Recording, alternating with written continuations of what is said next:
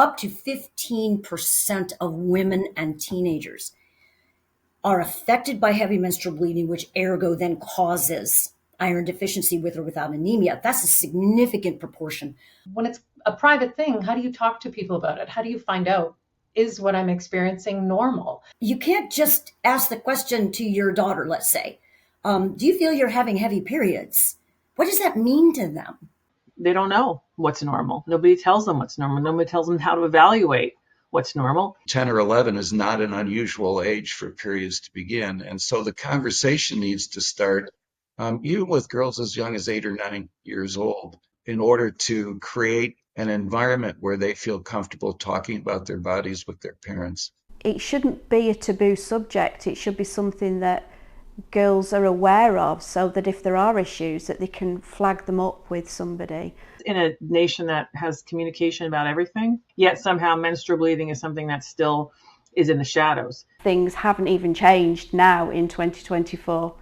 The reason that girls don't talk about their periods, because it's blood, it's gross. There's leakages, there's a lack of understanding on the products and how they work. It was very embarrassing. This could have been prevented, dealt with, and understood better from an earlier age, if only that there was the education there, if only people were talking about it. Seen as dirty, as shameful, as embarrassing, something to make fun of. We haven't gotten any better at how we treat each other and manage this. Instead of you dealing with a natural thing in a natural way, it makes you feel dirty, and that's not okay.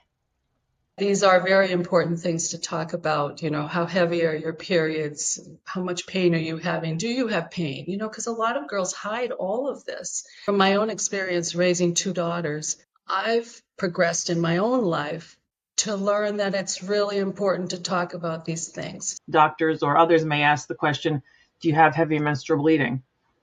And the girl or the woman doesn't even have any frame of reference of what that means, because she's never talked about it. Well, of course, young women have no basis for comparison, right? They end up suffering from heavy menstrual periods without it being identified. As dads and as grandparents, we should feel comfortable talking about these things with our daughters and granddaughters. If we're comfortable with it, they're going to be more comfortable with it.